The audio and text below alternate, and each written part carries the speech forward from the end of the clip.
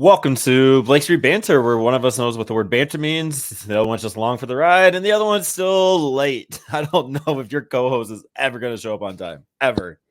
Well, we'll be able to adjust. We've done it for a couple weeks, right? So Yeah, it's almost better because when we get all the busy work out of the way, all the notes, the news to start, and then he can just jump in and be his charismatic self and just bring the James energy there is there.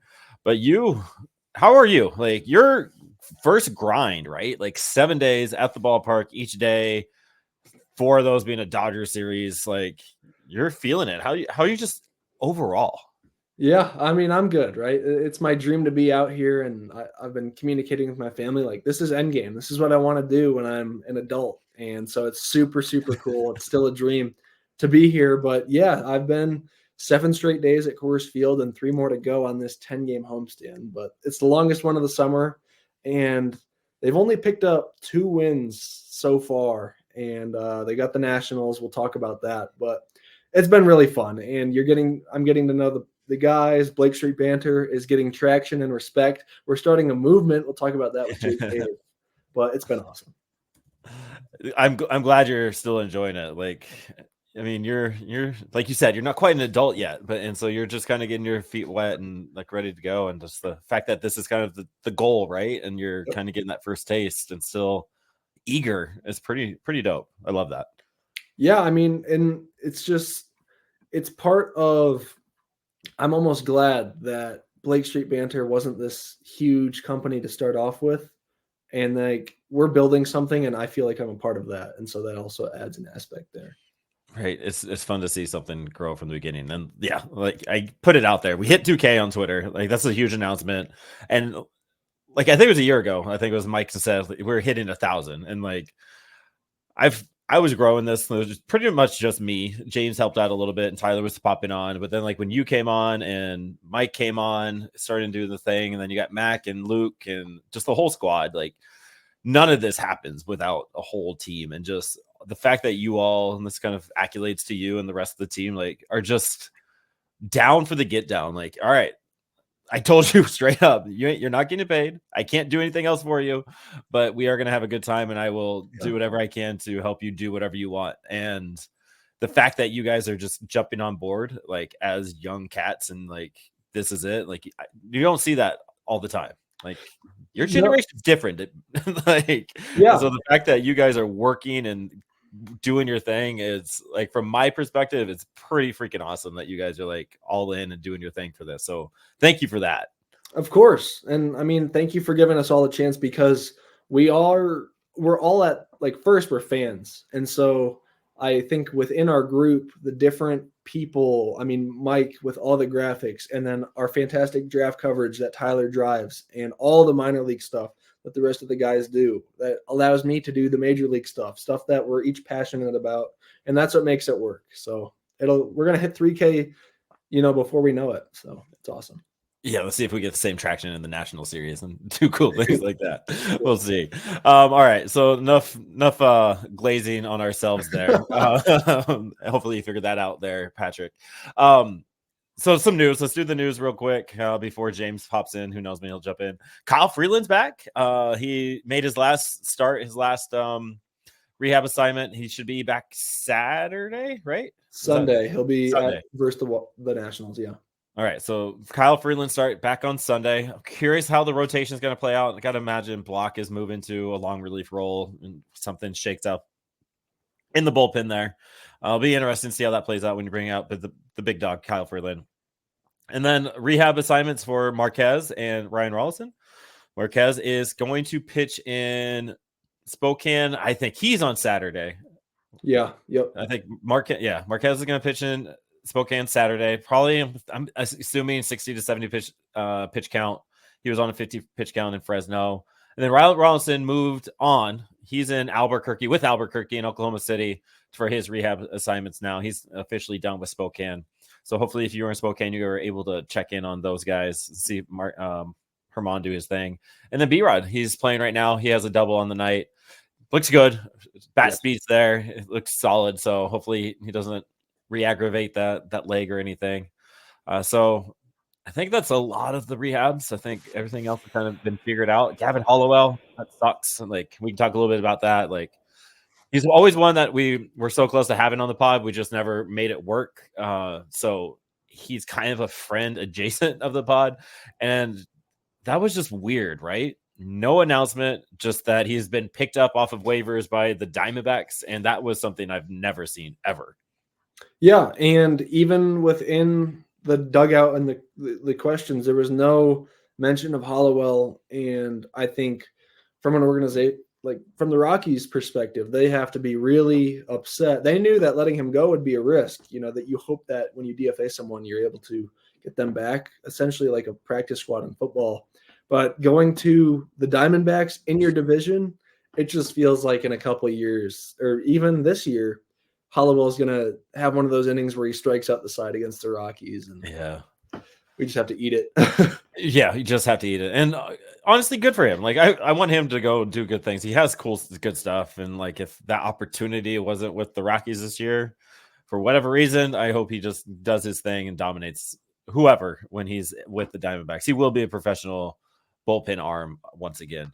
Saw former friend Michael Peterson. He was with the Rockies organization for 3-4 years. The Great Britain. He made his debut against us. And it's just cool to see like these grinders. Like Michael Peterson's 31, 32, and he finally got the nod and got that call. So huge shout out to those guys. Hopefully all the best to Gavin Hollowell. I know he was a friend of the pod's friend along the way. Like, a lot of the guys talked about Gavin Hollowell just being dudes.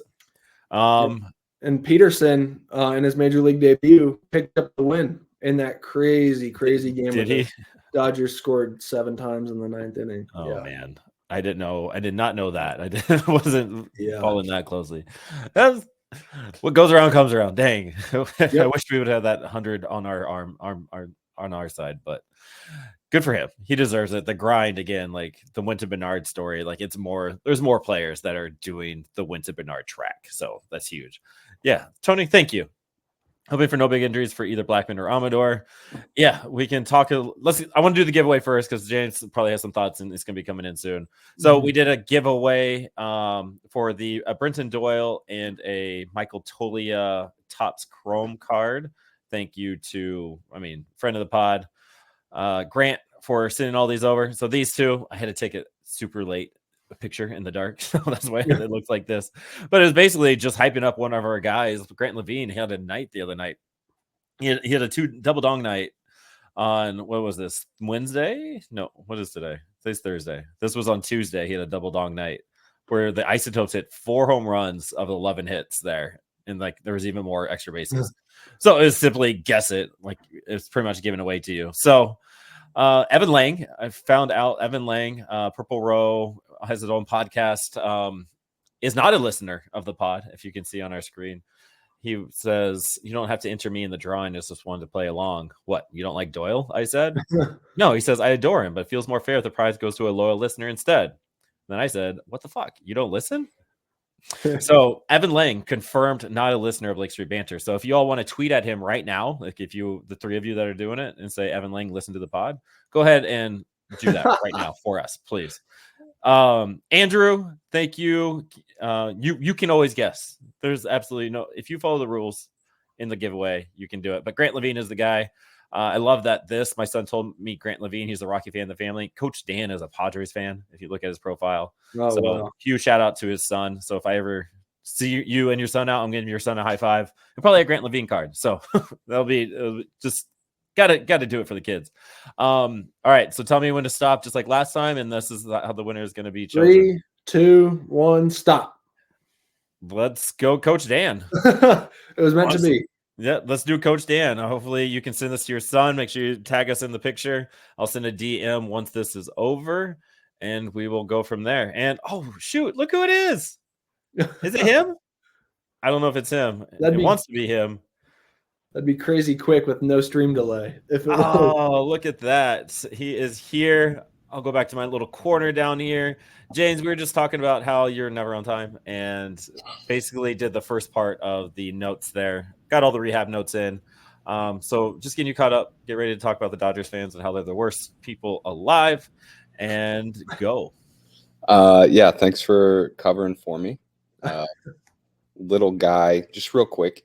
Last night, Mom was on duty by herself, so I could play Sloman softball. There you go. So I had to make it up tonight. So that's where we're at. All Did right. you hit a inside the park home run like Aaron did, or? Let's go. No, I had a doubleheader. I went, I believe, not that anybody's keeping track, right? But 5 for 6. Played a solid third base, Oh yeah, we got some more games though, so That's awesome. Yeah, that's fun stuff. But yeah, I think while you were gone, we basically covered the injuries. We're excited to get K-Free back on Sunday. But yeah, we did our card giveaway. But talking Rockies, they've really struggled in June. They've lost. They're 5-14 in the month of June, which is frustrating because you had such a great May. You were above 500. How does this happen, James? And it's not just a June swoon, because that doesn't exist. There's no way. Well, being a dedicated Rockies fan now for, I don't know, 20 years probably. The Rockies, if they do well, they always do well in April and May, if they do well. June and July is when it gets really bad, and then August is never been good except for 2007 when they won 20 out of 21. But no, this is par for the course. Unfortunately, this is not an anomaly. So it's just comes part of being a Rockies fan. Unfortunately, June and July are rough usually. Yeah, well, and they've had some tough losses this year, but none was tougher than Tuesday night's game against the Dodgers when, you're Mr. Bullpen Implosion himself. They gave up 7 runs in the 9th inning. I was there to witness it. It was heartbreaking. They gave up a grand slam to Jason Hayward, but that didn't lose them the game. They were still up 1 with 1 out in the 9th. So you're up 1. You need 2 outs to shake hands. And they Bud made a move, replaced Kinley, brought in Vodnik, and Shohei goes the opposite way for a hit. He steals second, so you strike out Will Smith, huge out, but you've got an open base. You pass on Freddie Freeman, and then of course the check swing fiasco where Teoscar Hernandez swung. He ended the game. It was strike 3. He got a 4th strike, and he did not miss it. To his credit, he clubbed it out of the ballpark. But I was just wondering your overall thoughts on that game. No, I have so many questions for you about this since you were there. But, my first question is I want to go back to the Will Smith strikeout because a lot of chatter that I see, is that we were gifted an out there because, as you know, Will Smith wasn't awarded a timeout. Yeah. What is your feeling on that particular event? I think it was a 3-2 count, and he tried to call timeout because the pitch clock was at 1 or 0. That's what it was. And in the stadium, everyone, no one really knew what happened. Live speed, everyone saw a strikeout, umpire rang him up, and they were on to the next hitter. It was weird, and it got glazed over because of what ensued. But yeah, I guess that's a perspective that Dodger fans could have, but it was 3-2, 100 miles an hour. So I don't know what he would have done with the pitch, but credit to Victor for putting it in the strike zone. And they got a bit fortunate, but they're the Rockies playing the Dodgers. So that's not the end of the world if the Rockies get fortunate. Well, no. And so you mentioned the pitch clock coming down. So I'm assuming in that situation, Will Smith would have been the violator, and that's why he tried to call timeout. No, because they were both ready, and if it was at 2-1 closing in on 0, he must have been stepping out because he thought it was a violation on Vodnik. I don't know. I don't know. I think stepping out of the strike zone, stepping out of the box to try to get a violation is a weak, just hit. Yeah, I kind of wonder what was going through Will Smith's mind. When I watch Victor Vodnik, it's really interesting because as a casual fan, well, not casual, but as a fan, you see a guy lighting up the radar gun at 100, 101. 7-10 years ago, that guy would have been absolutely elite just based on that alone. I mean, that's why Jimenez was so successful for a couple years. It's just because he straight up outpowered people, and it didn't matter that he missed location a lot because, I mean, that's what he did, but he was still successful. Now it's like literally every major league hitter can hit 101, and it's just crazy for me because it just feels like somebody that's ramping it up that hard. It's almost impossible to catch up to, but yeah, Vodnik, they hit him pretty hard, and it's so hard for me to see when a guy throws that hard, right? Yeah. But you know, watching it on TV and seeing that grand slam, that's when like you kind of knew like things were gonna be like here we go again kind of thing.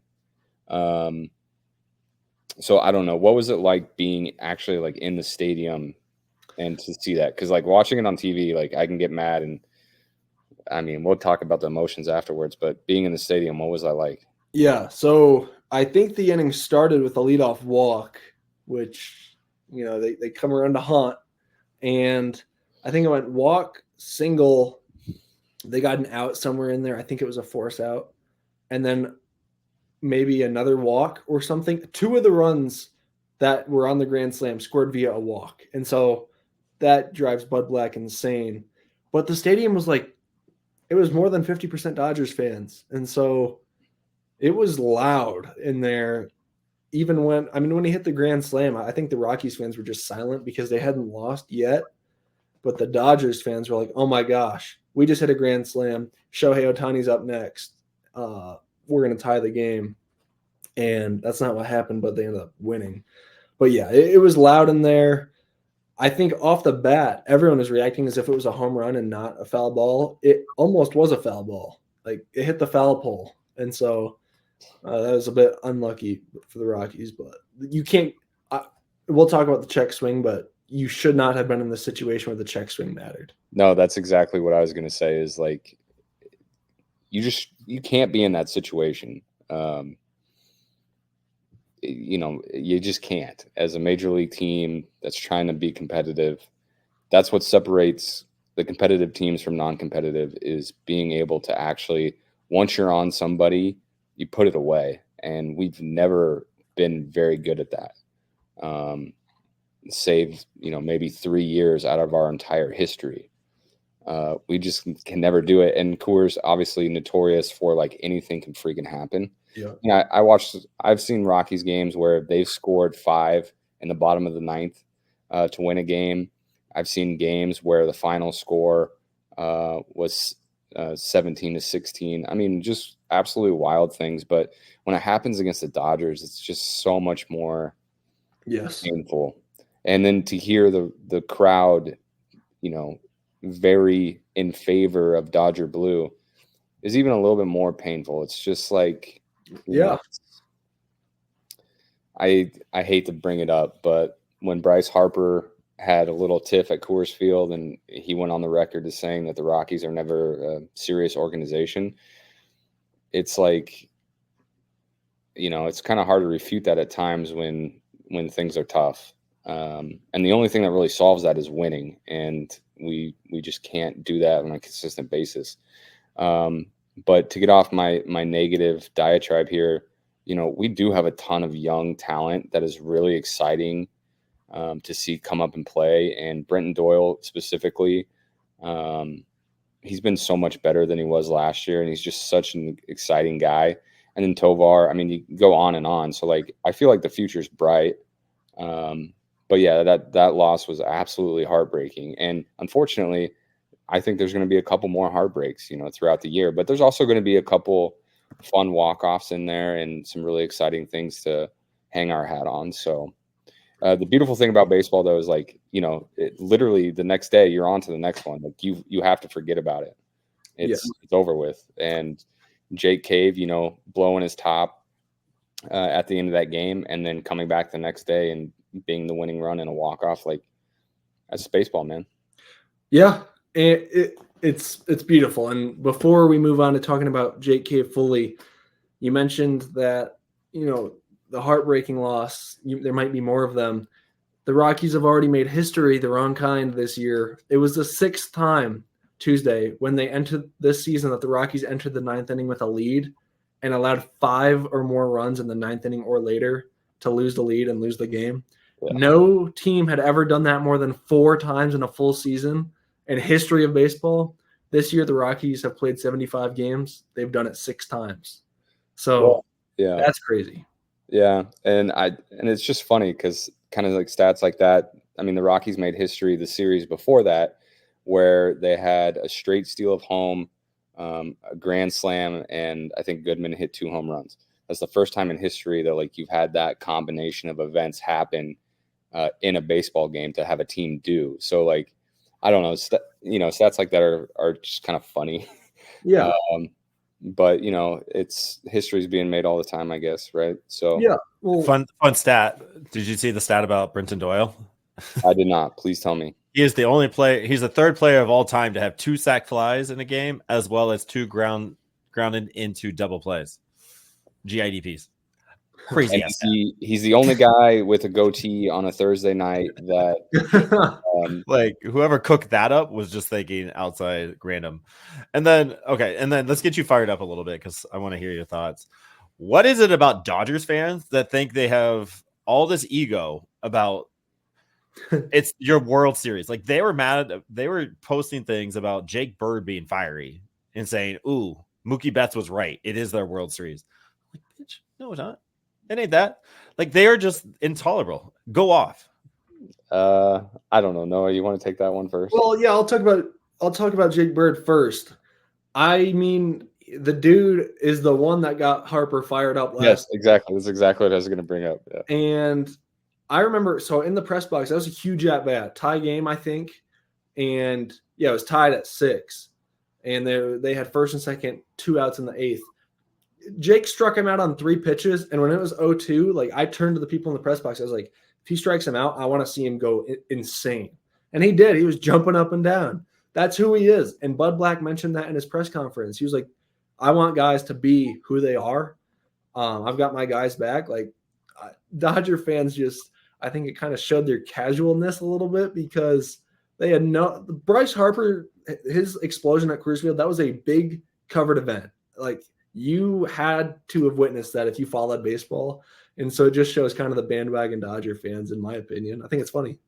Oh, absolutely. I mean, it's so easy to be just a casual fan and hitch your wagon to whatever team, the Yankees, they have fans from all over the country and like they have nothing to do with that organization or anything. Like it's just hard. It's like, okay, you just picked a team that historically wins or has a great history or whatever. And then you just, whenever they win, you just think you can pop off with them. I don't know. It's extra funny. The Yankees haven't won a World Series since 2009. And the Dodgers World Series run was a 60-game season with no fans. Yeah. I mean, there's no way you can hold that World Series trophy with the same weight as every other one. So they, for the 2 teams, probably the most hated teams in baseball, objectively, the Dodgers and the Yankees, because people hate success. They haven't had a whole lot more success than the Rockies have if you're talking about championships in the last 15 years. Right. You win a division title almost every year, but then once you get to the postseason, you don't really do much with it. And then you have every advantage being in a huge market, being able to spend just buku dollars on anything and every shiny toy that you want. It just makes me respect organizations, and I bring this up all the time, but like the Tampa Bay Rays, they're in a really competitive division. They have to play money ball, and they do it really, really well. Whereas the Dodgers, like, they just buy whatever they want, and then it ends up not really working out. So, whatever. It is painful, though, just to see the number of them. There's so many. Oh, yeah. It's outrageous. But so many Rockies fans, after the walk-off win, were saying that the Dodgers spent $1 billion to lose to the Rockies, and I just thought that was super funny. Just going right back at him, and yeah, toss that comment up by Grant. Like, it's way less. At the Nationals World Series in 2019, those are the ones people remember because they fought tooth and nail to get that. Absolutely. Yeah. I could not agree with you more. When you just buy championships, it's, the expectation's a lot higher, but yeah, it's just not fun for the people that aren't attached to that organization. Trivia time. We're back. You are 1-0. I think I got a stumper on this one, though. So how this works, you have literally 63 seconds to guess the player with the facts I give you. Okay. You can guess one time per clue, and you can both guess one time per clue. Do we understand the rules, James? Yeah. And if none of us guess, just read the next clue. Yes, got you. All right. Timer. Oh, we already started. Let's reset that. 3, 2, 1. Go. And we're going. Drafted in the 19th round in 1995 by Houston. He debuted with the White Sox. His first year with the Colorado Rockies was in 2004. He only played 2 seasons. Oh, geez. He had 8 homers as a Rocky, 6 triples. His OPS plus for the overall was 69, which is nice. He played second base all his time with the Rockies, except for 1 game at shortstop. This is before my time. time. No, it's not. No, that's a good guess, though. Went on to play with the Cubs and Cardinals, and he ended his career with the Dodgers in 2011. Oh, my God. His first name is the same as mine. It's not kilometers. Aaron Miles. 5 seconds left. Aaron Miles. Yeah, that's a deep track right there, bro. Royce Clayton is a fantastic guess there too. I like that, Brian. That's a good guess. It's before my time. I was a 2-year-old. When I picked it, I'm like, I don't think Noah's gonna get this one. That's why I made the clues at the end pretty easy. Right. Much easier for James. You're setting James up for a bullpen implosion. He's gonna get a big lead. And then, I kept thinking of Mike Lansing for some reason. Mike Lansing. I don't even know who that is. Yeah, he was even before Aaron Miles. Yeah. So, all right, nice job. Let's talk about Jake Cave a little bit and the man of the people, so to speak. Yeah. Hang on, I have a trivia question for both of you, really quick. Off script. Get involved, Aaron. Imagine showing up late and doing whatever you want. Yeah, I'm doing it. Do you know who the last Rockies player was to play all 162 games? Kaz Matsui. No, it's before the year 2000. I'll give you that hint. Oh, my gosh. It was Nathy Perez. I was going to say, I was going Juan Pierre. I would have got there sooner or later. Nathy Perez would have been. That's a good one. These trivia questions from before my time make me feel like a casual Rockies fan, which is not the case. It's not. Well, you're gonna have to start studying up on your trivia because I think we're gonna do some kind of trivia night with a few Rockies community members. So start studying up. Yeah, I'll study my timeline. But throw in a question about the man of the people, Jake Cave. Blake Street Banter, we started that when Jake Cave went off on the umpire the other night. He kind of represented what every Rockies fan everywhere was feeling. And so we dubbed him the man of the people. Everyone loved that on Twitter. And then all of a sudden today on the Rockies broadcast, Ryan Spilborgs talked about and called Jake Cave the man of the people, gave him a whole segment. And then on Denver 7 News, they gave Jake Cave a segment and referred to him as man of the people. So Blake Street Banner is making waves. But James, what do you think of Jake Cave? He's turned himself around. I mean, a lot of people wanted him off the team a month ago. And he's obviously a fiery guy that cares, and I think that's what fans really want to see is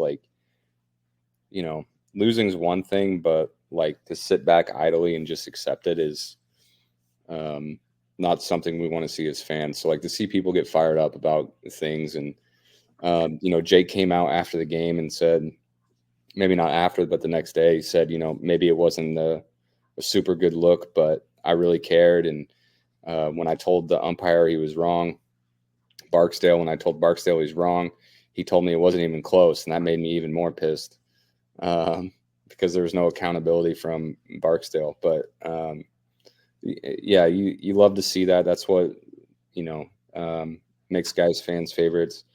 But I don't know. If you were an objective baseball fan, would you say that that's a bad look, or do you think we're just saying like we love it because we're biased opinions?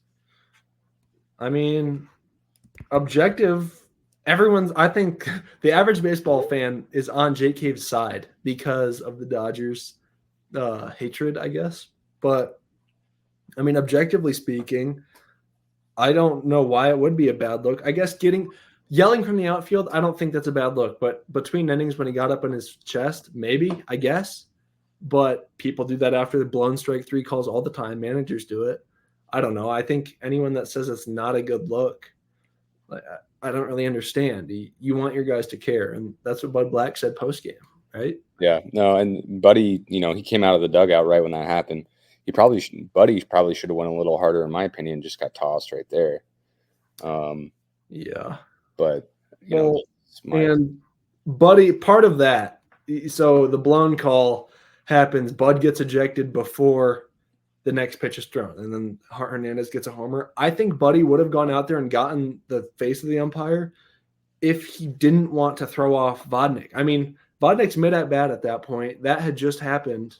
Yeah. If your umpire goes out, or if your manager goes out there, delays the game for 6 minutes, arguing, it might throw you off, and everyone knows what happened, and you can't judge it off of that. But I don't know. It was just brutal. Yeah, or the flip side of that is like you give your guys like some time to like collect their breath. That's true. But yeah, either way, I mean, I'm not smart enough to tell you what is the right decision there, but yeah, really liked it. I really liked what Spilly said today on the broadcast about how he spoke to I'm sorry, that really famous guy for the Phillies, Larry Boa. I think so. Aaron, is that right? Larry Boa.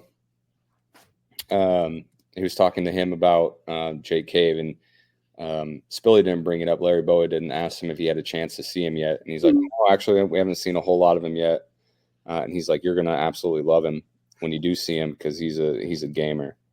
And that's what you see. And like, that's what we want is we want some gamers. You don't have to be the most elite athlete at any one particular baseball thing, but like just being a gamer is the difference in the things that fans care about, right?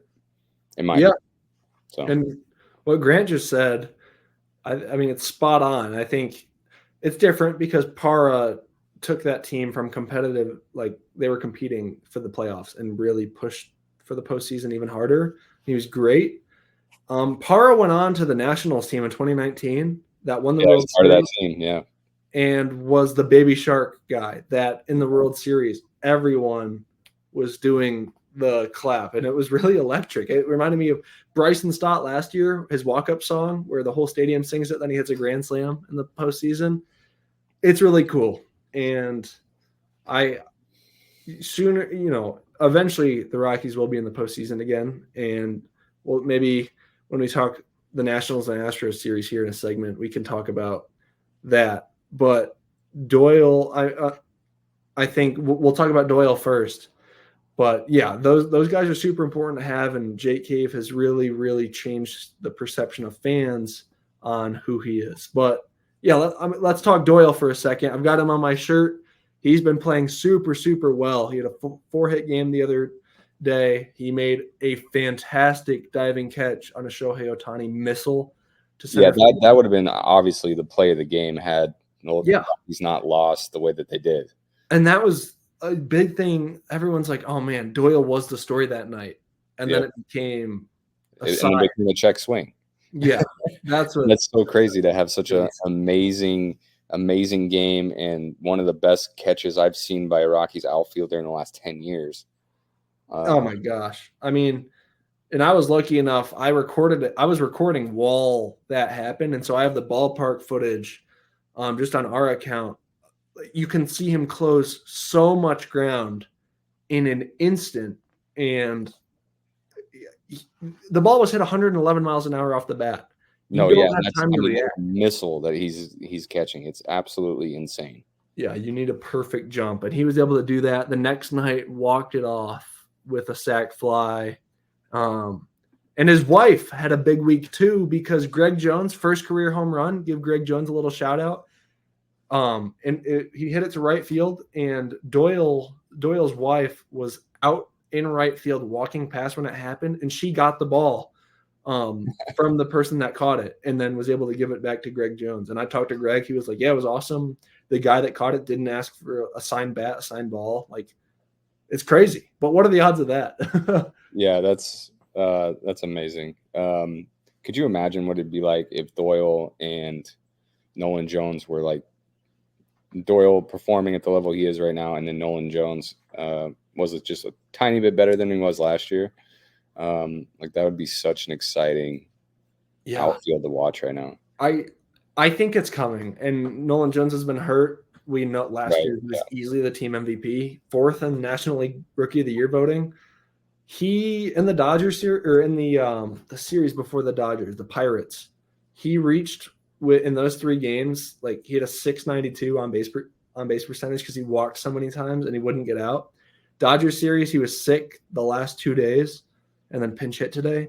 He's getting on base. He just hasn't quite gotten the power stroke back. And, nobody on the Rockies has the power stroke right now. Bud Black talked about that a little bit today. McMahon, he's got 13, which leads the club. What does that put him on pace for? 26 to lead the club? Because we're 75 games in, 27 home runs, sub 30 home run leader on the Rockies. Yeah, and I think the next highest is 11 with Tovar. Yeah.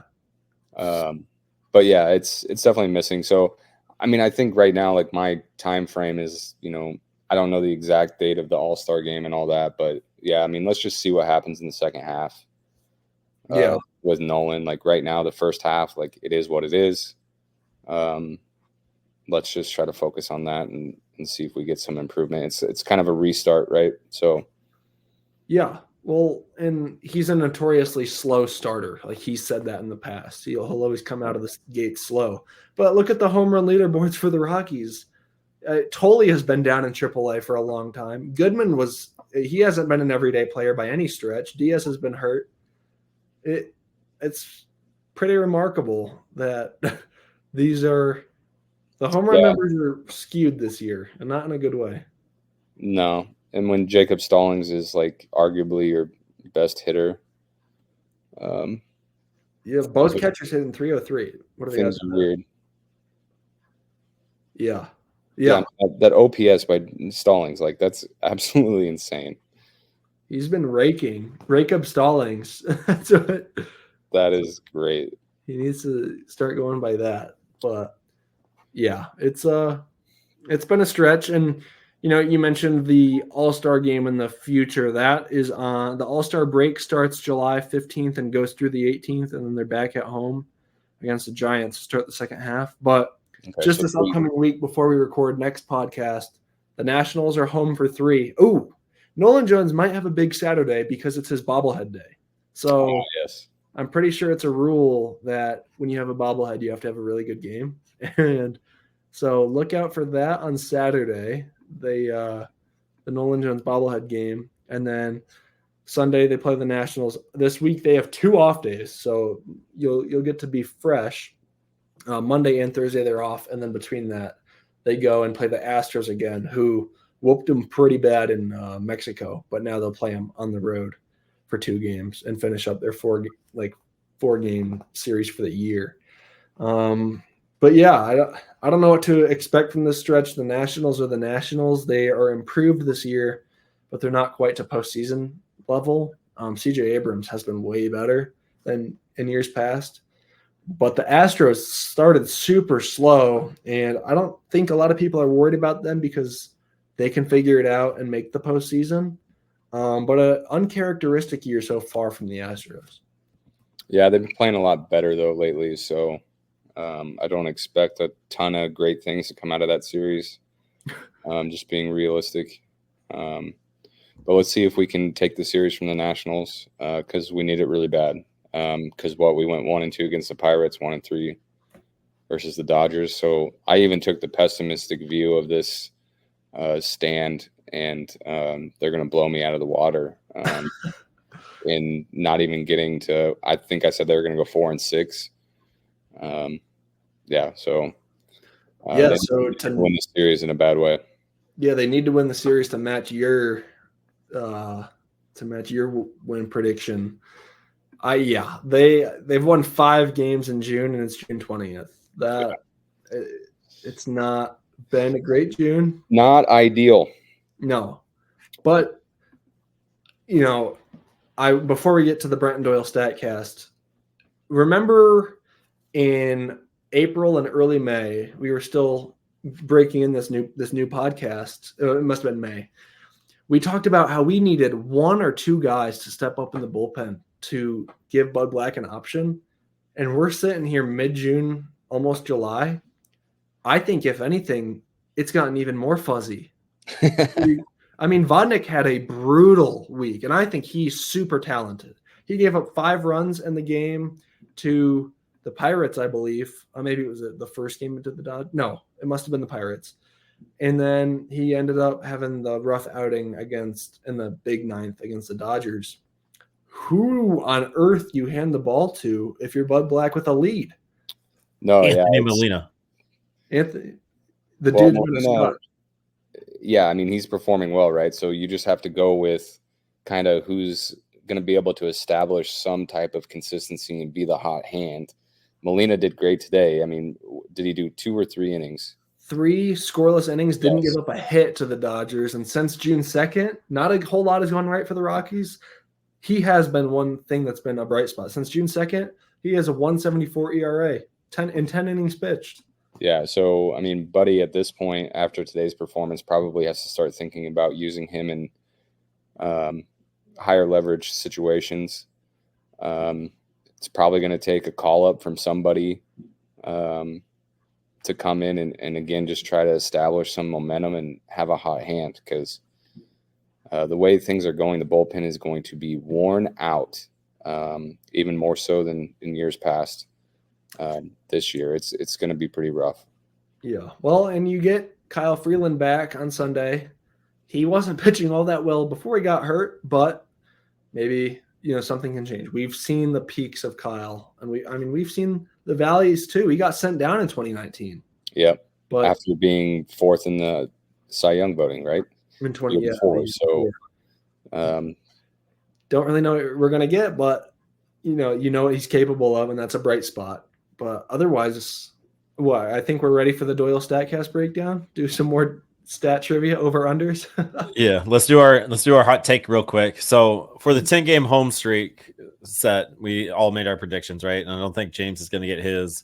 Amador hits 2 home runs, 1 from each side. Your hot take was sweep of the Dodgers, so that obviously went bad. And then mine was Noah Davis is going to be back in Colorado. Not going to happen now.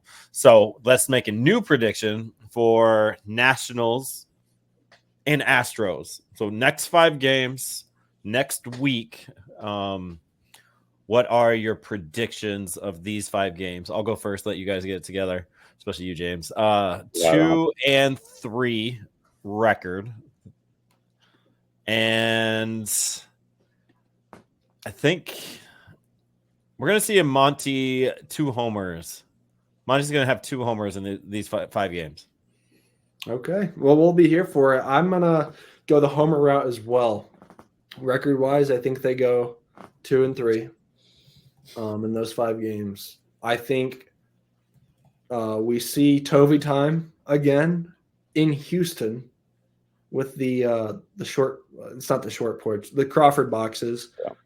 And I'll just leave it at that. I was going to touch Nolan Jones' bobblehead predictions, but I'll let him and Fate do that. I'm also on the 2-3 vibe. I'm looking at Hunter Goodman, who had a great game against the Pirates with 2 home runs. I think I like what I'm seeing. So I'm going to go with multiple home runs during the 5 games with Goodman. He's been playing catcher. I got to write about it. I got to interview him. He's been playing catcher more and having good results. So 4 for 4. He can play anyone. Yeah. I like that pick. Just let your mom's favorite player eat. There doesn't need Doesn't need to be this grand thing. Facts. Like, just let him eat. He obviously hits for power. He knows what he's starting to learn it, and he's starting to get better. Let your mom's favorite player eat. So, all right, predictions are in. Brenton Doyle StatCast. So, obviously, we all know he's made adjustments, but James, do you know what his biggest adjustment has been? Please tell me. No, that's not how the game works. You want me to actually tell I you? want you to actually guess. Okay, his biggest adjustment is that he's become more patient at the plate. Let's find out. That's a great way to say that, because I think I know the answer, and that was like you killed two birds with one stone. The biggest thing I am seeing is his whiff percentage. 30, no, yeah. Oh my God, get it Figure it out. His whiff percentage last year was 35.7%. This year it's down to 29.4. So he's dropped it 6% in that time, which I think is pretty good, right? And his out of zone swing percentage has dropped about 3%. So he's being a lot more selective with his pitches that he wants to hit. And that has earned a harder hit percentage going from 35 to 39. And his launch angle plus sweet spot piece has gone from 29.9% to 35. I should have just said 30 to 36%. So his selection at the plate, staying in the zone and not whiffing and missing, has turned into harder hit balls more often at a higher clip. Now he's still like 50th percentile, like even his best numbers are 50th percentile of the league. But from where he was last year, it's so much better. Yeah, and I remember when I did the Beyond the Ball player piece, it's his walk percentage is like damn near doubled. It went from 5 to like 9.5% this year. And then his strikeout rate is also down like a significant portion. Might have gone up after today. I think he had 3, but yeah, walk percentage 5 to 9, and K percentage is 35 down to 25. That's huge. 10% decrease. That's probably one of the more large decreases in the whole league. And the slugging, the good hits, the good contact is leading to better results. Yeah, and I think Doyle's a great case of like being patient with people, because obviously the glove plays anywhere, so you can tolerate more error at the plate. But his first 70 games in the big leagues, he hit 202. I mean, it's not exactly lighting the world on fire. And right, with his glove, 50th percentile, like that's a W all day. Like if he can be at that and maybe even increase it just a little bit, like he's going to be an amazing player. So, and I want to ask real quick for both of you, All-Star talk. Likely the Rockies get one. What All-Star are you picking from this team to represent on the National League? I think for me, it's got to be McMahon, probably. I mean, I think he's kind of earned it. He's not a huge draw like a Tulo or Nato used to be or were back in the day, but like as of right now, he's kind of the face of the franchise, like it or not. How long that continues, I don't know, but I mean that's kind of the way it is right now. So I think it's McMahon, and I think he deserves his flowers, and like let's let him do it. Yeah, he's probably the favorite. Aaron, who would you go with? Like realistically, it's McMahon. Like I think it's McMahon. You could make an argument for Tovey and Quantrill. Last week I said Doyle. I still think like with his game the other night, like he was put on notice, and there's no way a casual Major League Baseball fan did not see that catch and go, holy crap, like that man just did that. So I think that puts him on notice, but people don't like defense. They only like stat looking at stuff offensively words. Realistically it's Ryan McMahon. Which pitcher? Probably Quantrill. It's got to be Cal. That's like the only option. It's just pretty crazy to me. You look at all the shortstop ranks, Tovar, especially with Mookie Betts' injury, like there's no reason Tovar should be 10th right now. Easily is top 3 at every statistical category. which like It's the club he plays for. I mean, that's just a top 3 statistical guy, and we're talking about McMahon being the only like option. I guarantee that's what the league thinks too. But there's got to be respect on his name, and we talked about the poor NL outfielders, but I mean Doyle's closer than we think. He won't get it this year, I don't think, but it's pretty crazy. They legitimately had an argument for 3 or 4 guys on a team that's 20-something games below 500, and I just think that's worth noting. Yeah, like you could go down the list. And just to go back to Tovar versus Ellie De La Cruz, Tovar has 11 home runs, Ellie has 12. Tovar has 35 RBIs, Ellie has 31. Tovar has an OPS of 783, Ellie has an OPS of 769. The only thing that Ellie really runs away with is stolen bases for obvious reasons. Yeah, and Ellie's going to make errors, and Tovar's not. I was thinking about this on my way out of the ballpark today.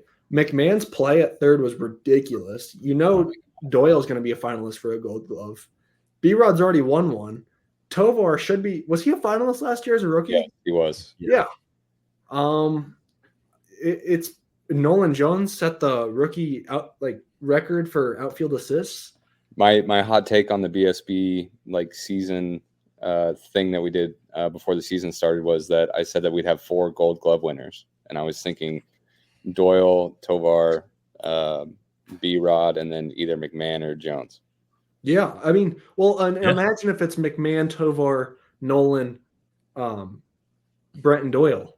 Just hit the ball to the right side at that point, because you're not getting anything past that whole left side. That left side's ridiculous. Yeah. And you got B-Rod over there at second pretty soon. Totally, I can pick it when he's at first. The defense is stacked. Defense is loaded. Just got to get the power numbers up. But I mean, they did have 11 home runs in these 7 games as a team. Yeah, well, so they're ticking up. Goodman had three by himself, right? So hopefully that trend kind of continues and we see an increase there. But real quick, I just want where the Rockies, they're 24th in home runs as a team. Not last. They're not good though when your home ballpark is Coors. Oh, would you stop? You know it's a doubles paradise. It's also a home run paradise. No, it's God. Okay. But I think that about covers it for me. Yeah, on that note, yeah. You got trivia for Brian? He says he's ready for another pop quiz. Dang it. I saw multiple things that I thought that I could use. And the Nafy Perez was the only one I remember. I guess I can pull one from one of the Noah's notes. The Dodgers. Sorry, we're gonna go back to this. Dodgers big comeback. That was the first time the Dodgers overcame a deficit of 5 or more in the 9th or later since what year? Oh, and we've got more commenters. But what? Restate the question again. Tuesday's Dodgers comeback, where they overcame a deficit of 5 or more in the 9th, was the first time they did that since what year? Ever, because they're a poor franchise. Not quite. I'm still sticking with that answer. James, do you have a guess? Forget the Dodgers. 1993. 1957 when they were in Brooklyn. Jeez. Yeah, because they don't do anything cool in LA. When was the last time they won a championship in LA? Wait, hey, Aaron, didn't you go to Dodger Stadium? Yeah. Terrible place. Terrible place. I've been to 16, 17 parks, and Dodger Stadium is probably 16th or 17th on that. 27, yeah, 60 years. Yeah, it's really close, Brian. I mean, I didn't like the $25 for the beer, normal size beer. I didn't like the $15 for a general hot dog, and the getting to the park sucked. Going into the ravine, the stadium's old. It's kind of cool that's in the valley and the mountain thing, but it's stupid. Doesn't it flood? Probably. I don't know. It's up on the mountain. They probably have that fixed. It did flood last year. Yeah, terrible franchise. Terrible. Yep. Forget the Dodgers. Well, James, you want to bring us home? With all of that positivity, all I can say is go Rocks. Woo! Thank you for watching and listening. Please check out our link tree for more content.